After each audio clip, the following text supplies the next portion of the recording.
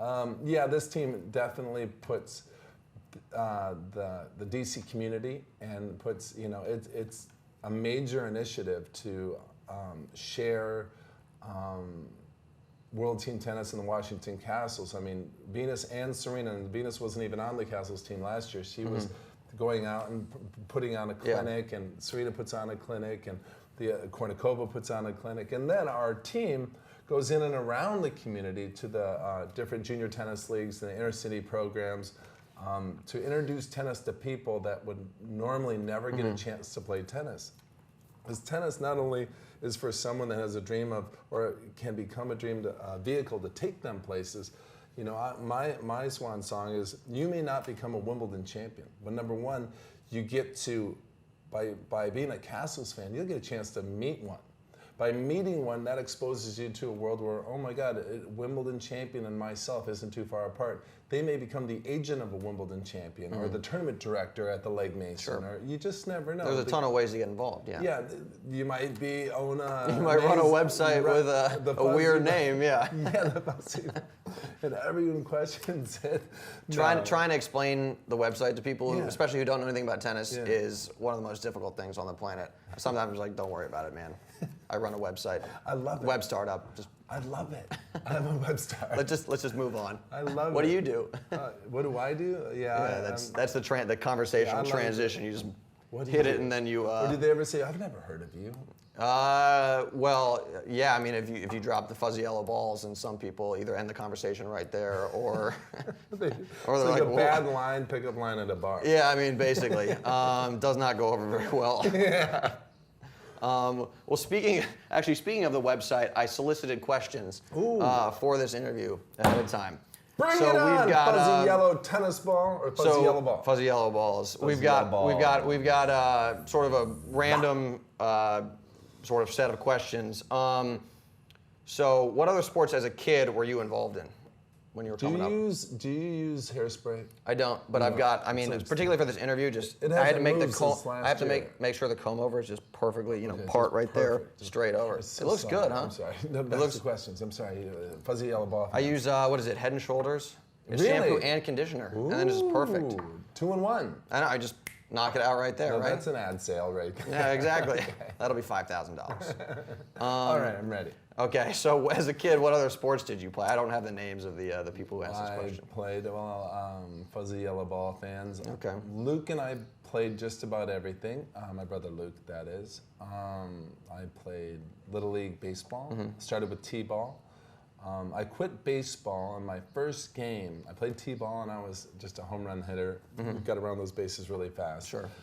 I was part of You hit a home run, but you ran around real fast? You got to kind of walk it and, Well, I was so excited, and I drank like 4 gallons of Kool-Aid, and I ran around it twice, and I loved it. And actually, we used that same tee to learn to hit the tennis ball. Oh, okay. My dad would put that tee up, and oh my God, because it sat there. And then my first Little League baseball game, I'm at the plate, and I can hit home runs on T-ball. This should be easy. And the pitcher just rifles this thing and clocks me in the head, knocks me to the ground.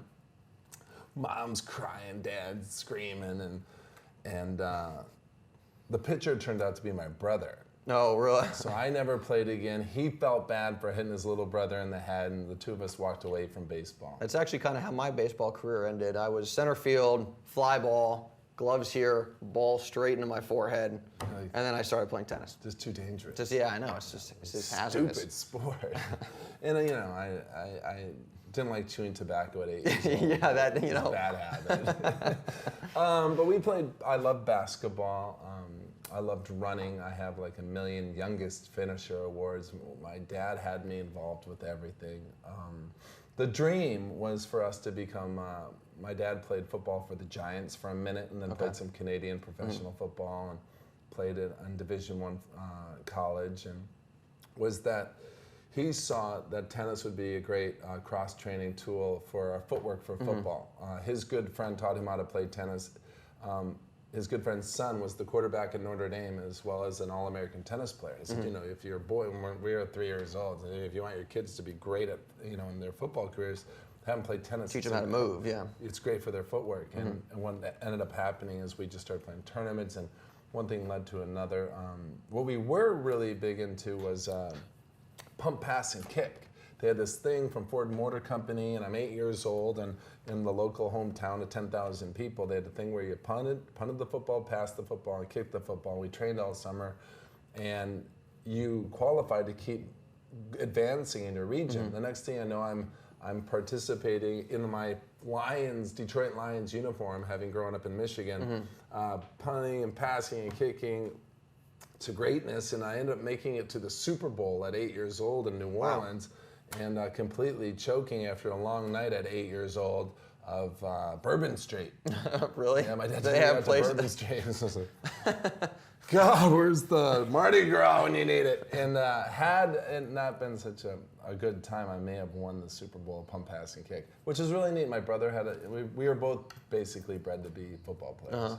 I was 6 months old on a high-protein diet. I weighed 160 pounds. Just whey protein. Just whey. Yeah, okay. That's exactly right. My head was like, I've been taking that stuff. Can't tell. Yeah, I've been, you're yoked. I'm in the gym at least 10 minutes every day. 10 minutes a year. All right. Second question is somewhat more lighthearted. What strength sunscreen do you use on your head? Oh, that's a good question. I have 100 in my medicine cabinet at home, but Any particular brand? Well, I use this.